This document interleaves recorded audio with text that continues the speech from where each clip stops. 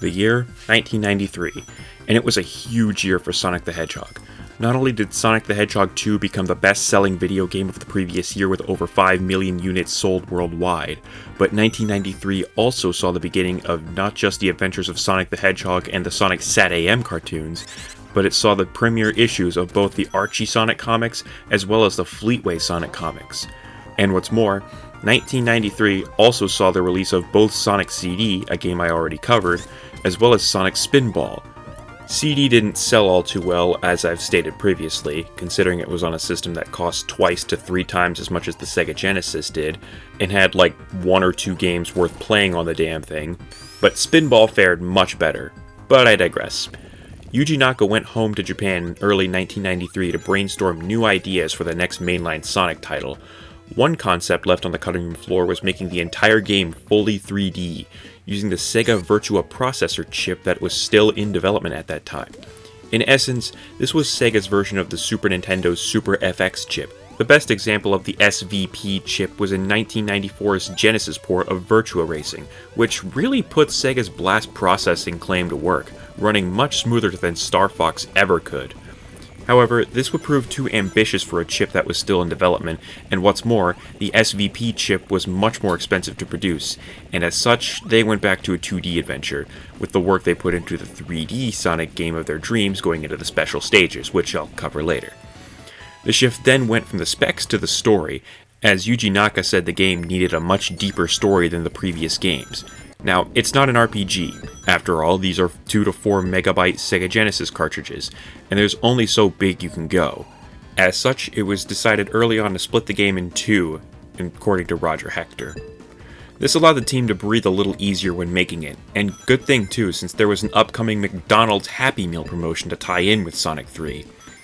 With that, mixed in with some involvement from Michael Jackson on the soundtrack, Sonic the Hedgehog 3 released February 1994, with Sonic and Knuckles following up in October of that same year, with a much bulkier than normal Genesis cartridge, since it has an extra slot at the top which allows for not only the full Sonic 3 and Knuckles experience, but a special version of Sonic the Hedgehog 2 where you play as Knuckles. If you want to learn more about how this technology works, look at Coding Secrets' video on how this whole thing works. I'll put a link in the description. Anyway, enough stalling. It's time to look at the best Sonic the Hedgehog game ever released. So after the Death Egg gets destroyed, it crash lands on the floating Angel Island, home of the Master Emerald, a gem more powerful than any of the 7 Chaos Emeralds. This gets the attention of Dr. Robotnik, and he makes it his mission to use it to bring the Death Egg back online. Sonic, this is what happens when you decide to go in head-on instead of shooting proton torpedoes in the exhaust port. You know what happened to the first guy that made it to the end of the trench and didn't fire him in? Negative. It didn't go in. Just impacted on the surface. However, the Master Emerald is guarded by Knuckles the Echidna, the last of the Echidna tribe. Fortunately for Dr. Robotnik, however, Knuckles is as sharp as a spoon, and is easily tricked by Dr. Robotnik into believing Sonic and Tails are after the Master Emerald for world domination. Meanwhile, Sonic and Tails fly over to Angel Island to inspect the damage of the Death Egg. Sonic, wanting to wrap this up quickly because either he's running late for D&D and wants to get this over with, or he's really hankering to catch up on some One Piece, when suddenly...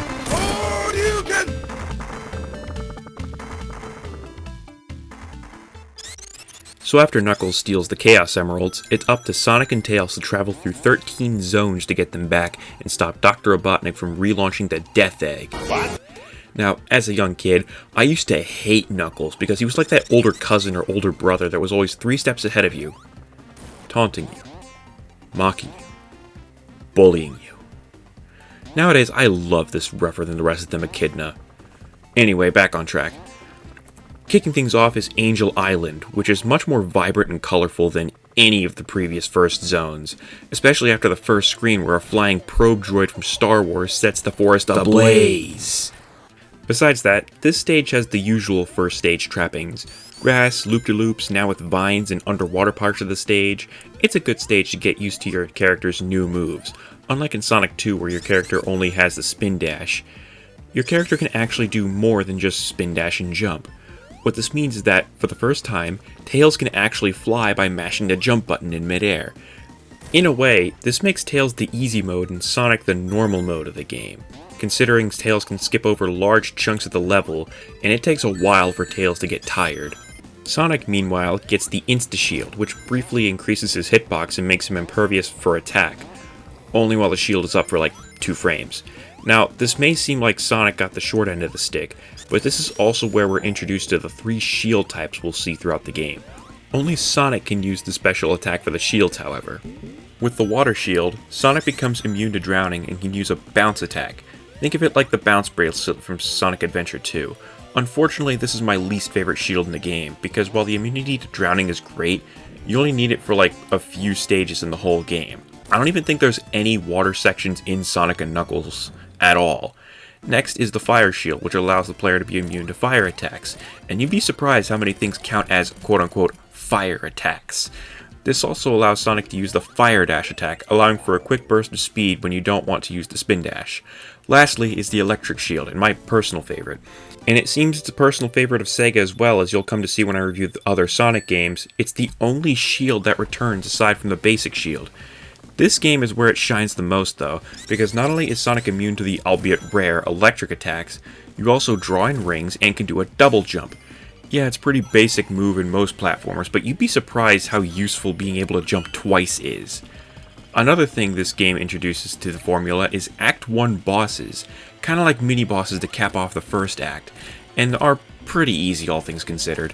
One detail I like is that the Act 1 boss of Angel Island Zone is the same flying charcoal grill that set Angel Island on fire. Another thing of note is that once you beat Act 1, it leads straight into Act 2, with a slightly different song to boot. Going into Act 2 is where you jump off a lot of ramps and make your way across crumbling bridges and disappearing platforms. The stage then ends as you run away from one of Dr. Robotnik's airships as it carpet bombs you, followed by a series staple, Robotnik battles at the end. This one can be made even easier with the fire shield, as his attacks can just do nothing to you. It would be so funny if there was a boss later that was just completely crippled by the fire shield, and it would be even funnier if it gave you one beforehand. Anyway, so after Angel Island, Knuckles presses a button, cutting the bridge off and leading into Hydro City Zone. This water level annihilates everything Aquatic Ruin and especially Labyrinth Zone and Tidal Tempest ever aspired to be. Unlike those, this one's fast, and you rarely spend too long underwater without an air bubble. I know many Sonic stages get compared to roller coasters, but this one is the primo of roller coaster design, and I like it. The Act 1 boss is this weird looking bowling ball with missile thingies. Pretty tricky, but it's nothing too frustrating. Act 2 opens with a chase sequence, and after that, this level just takes the roller coaster comment I made earlier, takes a highlighter, and just...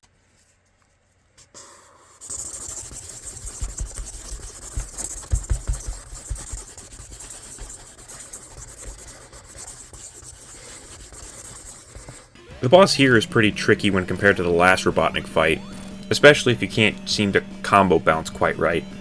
After that one, a geyser launches Sonic and Tails straight into Marble Garden Zone, not to be confused with Marble Zone. Not exactly sure what the theme is here.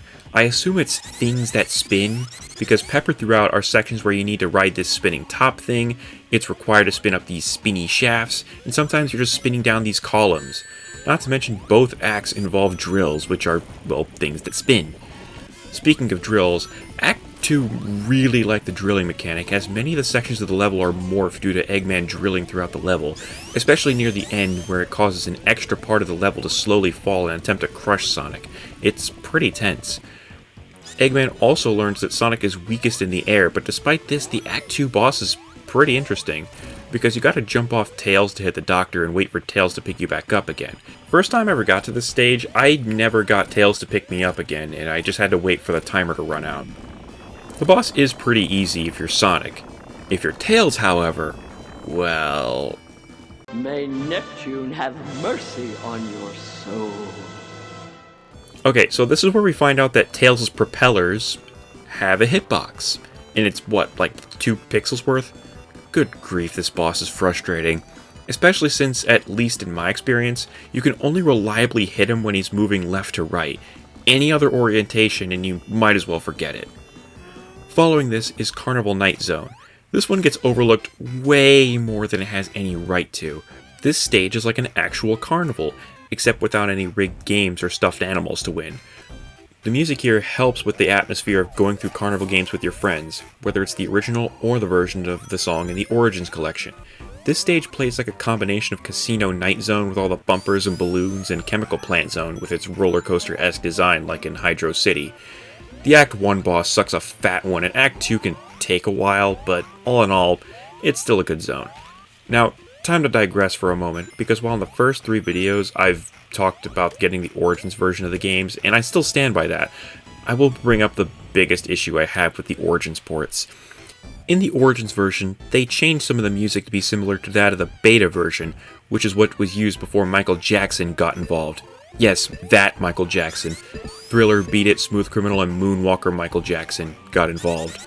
Although he did go uncredited, his music in this game goes so hard, but for some reason SEGA didn't secure the rights, so now instead of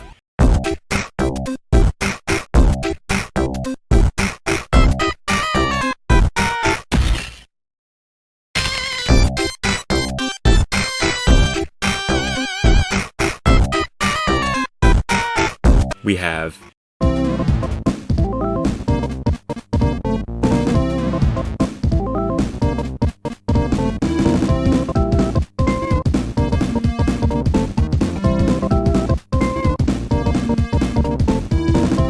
And while we're on the presentation, since I like to talk about graphics and sound alongside one another, this game looks much brighter, more vibrant, and much more detailed than Sonic 2, CD, and especially Sonic 1 ever could.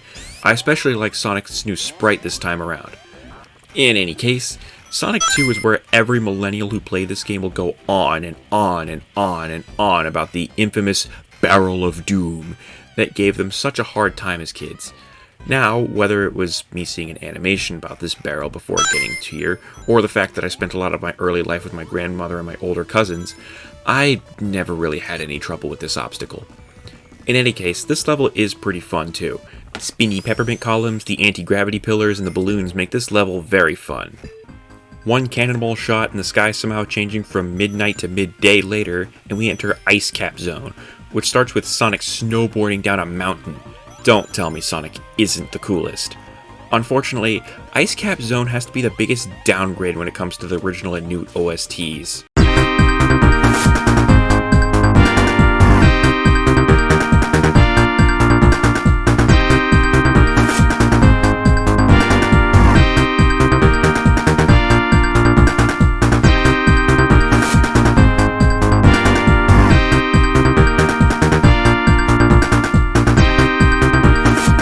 And here's how they butchered it.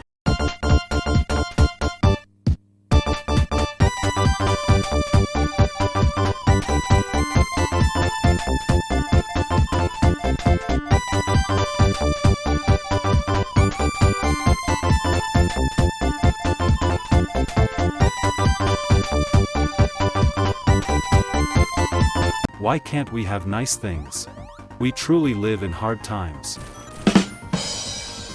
Well, if you're going to get the Origins version on Steam, there are mods to put the original songs back in. Even still, Ice Cap Zone is an odd little duck. Despite being the ice stage, there aren't really any actual ice gimmicks.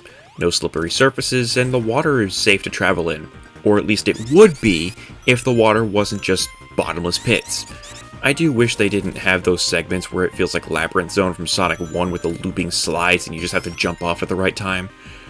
Other than that, this zone really isn't too much to write home about. Even the bosses are a cakewalk.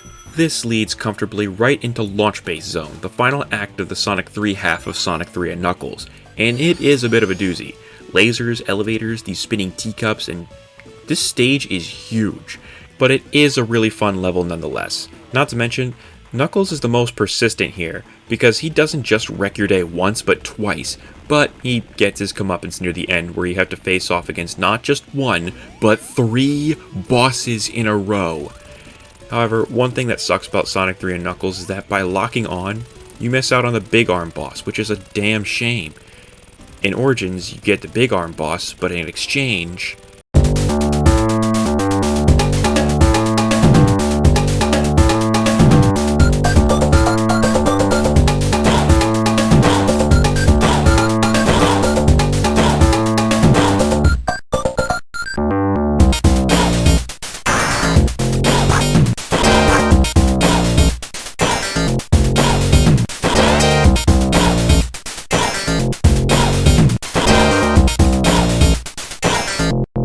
gets replaced with...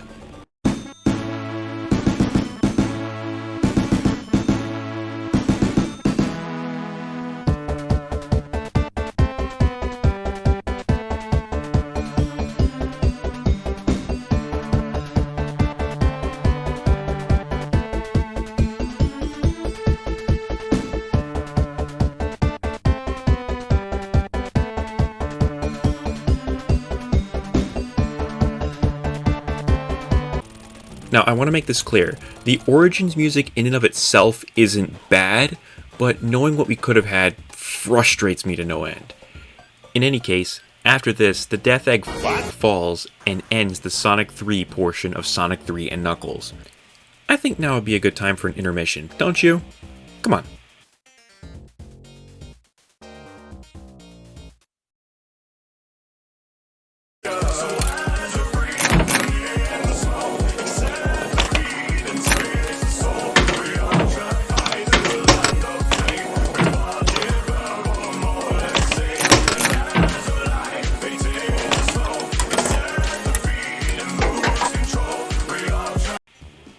Alright, where was I? Oh, right. As I was saying, beating Dr. Robotnik here causes the Death Egg to fall again, leading into the Sonic and Knuckles half of Sonic 3 and Knuckles, kicking off with Mushroom Hill Zone, which kicks off with Knuckles leaving some kind of secret hideout.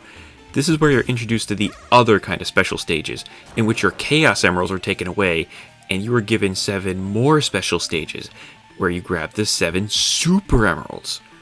Alright, I completely forgot to talk about the special stages. So, unlike Sonic 2 or Sonic 1 where you needed 50 rings and to reach a checkpoint or to reach the end of the level respectively, you instead need to find the big rings hidden throughout the level behind certain walls. Once there, you're tasked with collecting all the blue spheres throughout the stage while avoiding the red spheres.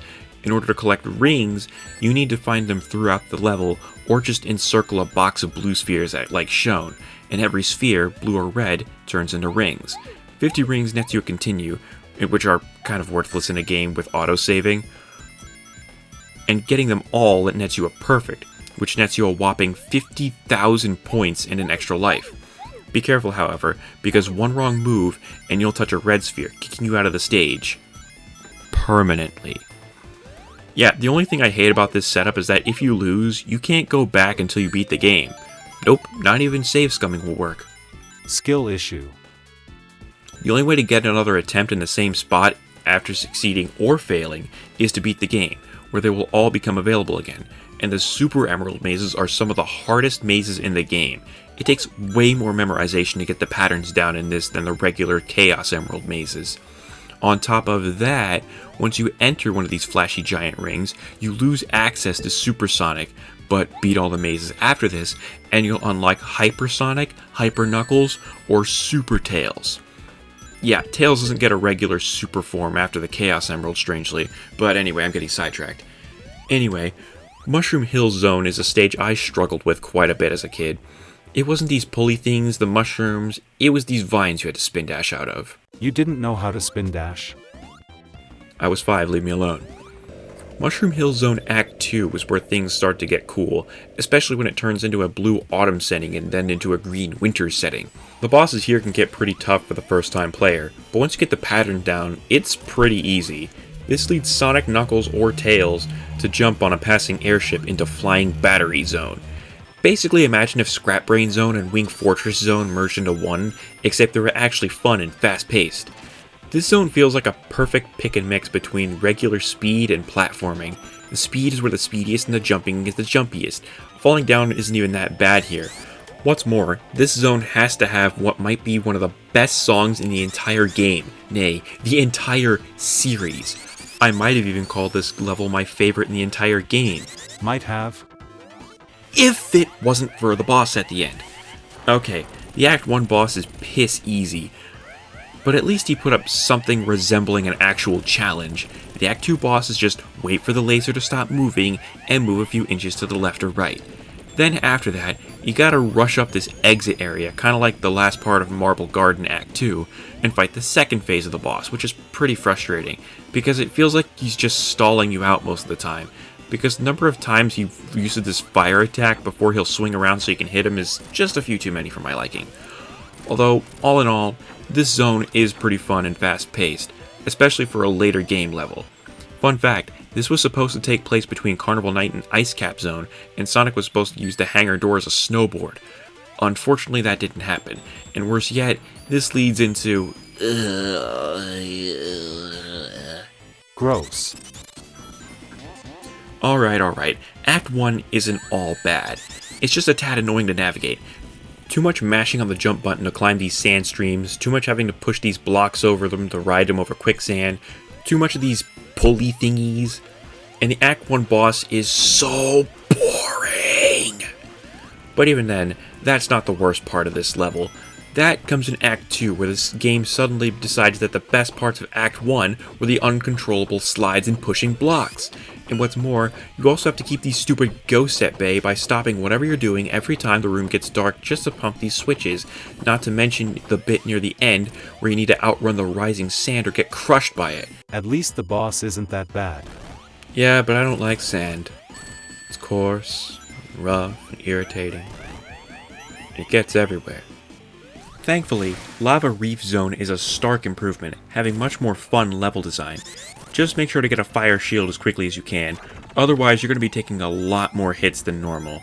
More hits than a D&D player whose DM has a vendetta, especially when the spike balls from Marble Garden return with a vengeance. It's super great stuff nonetheless, and the Act 1 boss is pretty damn cool for a giant hand.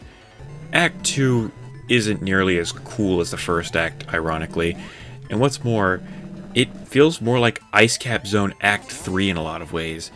It just lacks the intensity of Act 1, and while it looks pretty, I can't help but think that not a lot happens in this act aside from... the boss. What are you talking about? Act 2 is great. I didn't say it was bad, I just said it wasn't as good as the first act. Want to see bad? Look no further than the boss. For some reason, SEGA decided to put the lead up to this boss as an auto-scroller, the most anti-Sonic thing to ever exist. Then it lets you go for a little while to give you rings and a fire shield. Gee, I wonder why it did that. And then you drop down to face the boss. This boss sucks. Sure, the lava could potentially give you a hard time if it didn't give you a fire shield, making the only thing that can hurt you these spike balls. All it is just you jumping over them 14 times and that's it. And even then, the boss isn't what hurts you, it's the lava and spike balls. This has to be the dumbest machine that Dr. Robotnik has ever made. Say what you will about the fuck me lights in something like the Egg Dragoon or the Egg Dealer, but at least you have to actually, hit something, actually attack. Here, you just jump over the boss's attacks over and over. It's not fun in the slightest. Robotnik just keeps hitting himself over and over. It just keeps going. This boss is the pits. And I know what some of y'all are thinking. But Blader, Dr. Robotnik made a boss that can't be hurt. Not even Hypersonic can hurt it. Yeah, no. Turning off the hurt box isn't tough. It's behavior. And the boss is still doo-doo feces. Not to mention the all-lava background really hurts my eyes after a while.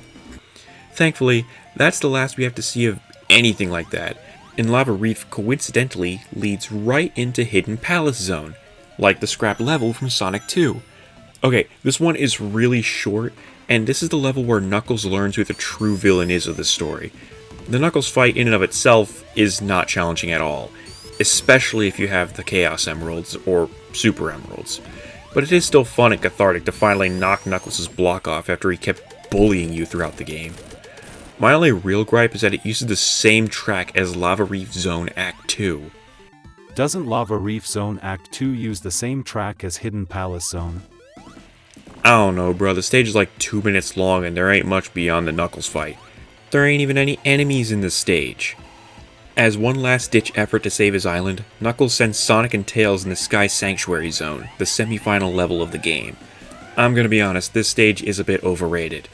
It's probably all the overexposure it gets, but I never thought Sky Sanctuary was that good enough to be represented in so many other Sonic games. What do you mean? Sonic Generations, Frontiers, Sonic Dash, I'm pretty sure there's a few more games, but I just don't like how overexposed it is. It's not in Mania. Do you not like this stage? I do. It is one of the better zones in the Sonic and Knuckles half of Sonic 3 and Knuckles. I like how it gives off a climactic, triumphant feel, almost as if this is Sonic and Robotnik's final bout.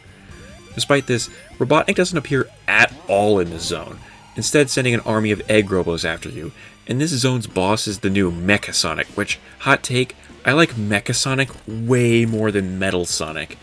I guess because he pilots machines Dr. Robotnik used previously, further cementing the triumphant climactic feel I said earlier, and it concludes by you fighting one-on-one instead of racing you to the finish as the boss.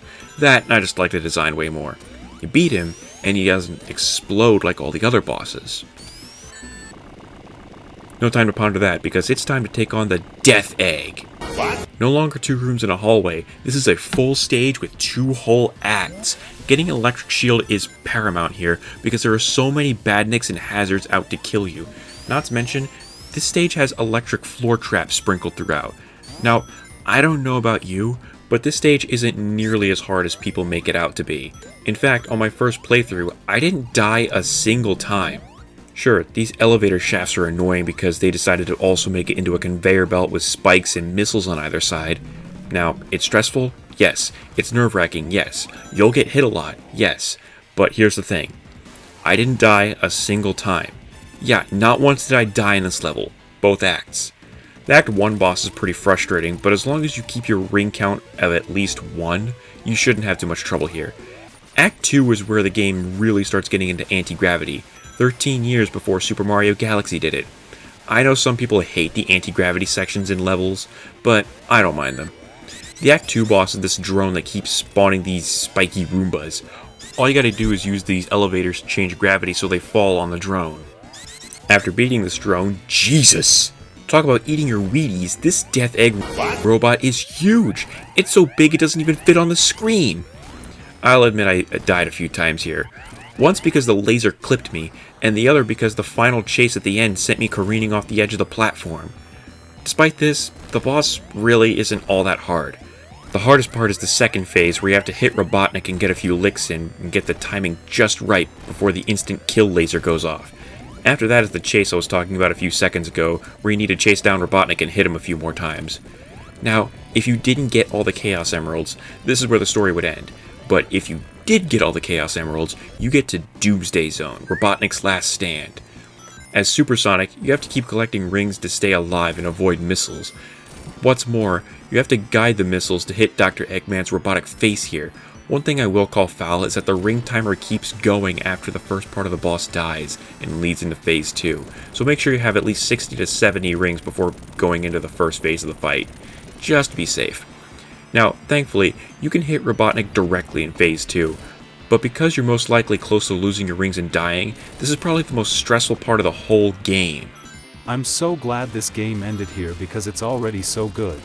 But wait, there's more. There's a whole other campaign in the form of the Knuckles story. That's right. After Dr. Robotnik's defeat, some of the Egg Robos gained sentience and started giving Knuckles shit. Either that's bugged programming or a genius move by Dr. Robotnik as a backup plan. So now it's up to Knuckles to take out the trash and get the rest of the badniks off the island. Knuckles' mode is essentially the hard mode of the game, considering he can't jump as high as Sonic or run as fast as Sonic. What's more, his routes are usually more dangerous. The best example I can think of is Lava Reef Zone, where there's just so many enemies on screen at a time for Knuckles. But to make up for the fact that Knuckles has inferior athleticism to Sonic, he can glide by letting his dreadlocks fan out and climb walls by using his spike fists. Knuckles taking different routes also means he sometimes takes on different bosses. His boss against the Marble Garden boss, for example, is a little harder than Sonic's version, but it isn't nearly as hard as Tails' version of the fight, but it's still challenging. Conversely, Knuckles doesn't even have a boss fight in Carnival Night Zone Act 2 or Lava Reef Zone Act 2.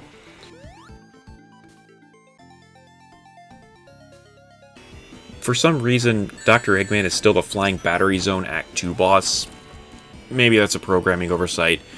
Now, sure, it does get pretty samey after you enter the second half of the game, and what's more, it ends at Sky Sanctuary with a rematch against Mecha Sonic, who survived his bout with Sonic previously.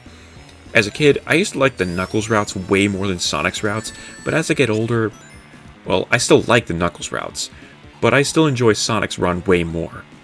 But we're not quite done yet. Returning from Sonic 2 is multiplayer, although instead of recycling 4 zones and replacing their tracks, Sonic 3 features 5 all-new micro-levels in which you and a buddy can run 5 laps around. What's funny is they're all weirdly alphabetized. What do you mean?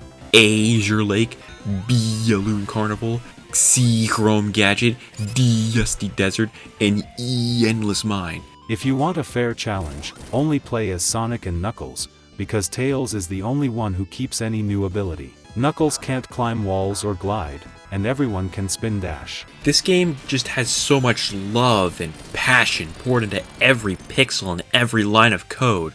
Despite a few hiccups near the end, it is still an amazing experience that playing one or the other standalone just can't get you. In fact, this is hands down the best Sonic game I have ever played, bar none. This still holds up to this day. In fact, this game annihilates everything Super Mario World or Super Mario World 2 could ever hope to achieve, and that's why I'm a bigger fan of Sonic these days than Mario. That's also why my final rating for this game is a Garnet out of 10. It takes 2 already incredible games and just fuses them together, making one massive adventure that is just made of love. Ruby! Did they hurt you? No, I'm okay. Did they hurt you? Who cares? I do.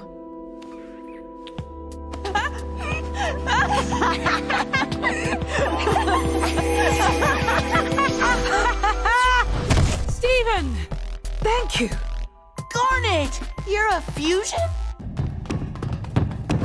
Oh, great. You're both out? And you're fused again? Why? Fusion is just a cheap tactic to make weak gems stronger. Quit it! Now, if you're really hankering for it, plus the other games that we talked about in this little marathon, and you don't really care that the music was changed, then I say definitely buy the Origins collection, especially the Origins Plus collection. It has all 4 classic Sonic games, plus 12 Game Gear games, a playable Amy, and all characters are playable across all games. And if you get it on a PC, you can mod the old tracks back in if it's really that important to you. Another way to play Sonic 3 and Knuckles is through a mod called Angel Island Remastered. Full disclosure here, I haven't played it, but I hear it's really fun with all sorts of ways to customize the game to your liking. With that, I'm BlueBladerBot. I'll catch y'all next time. God bless.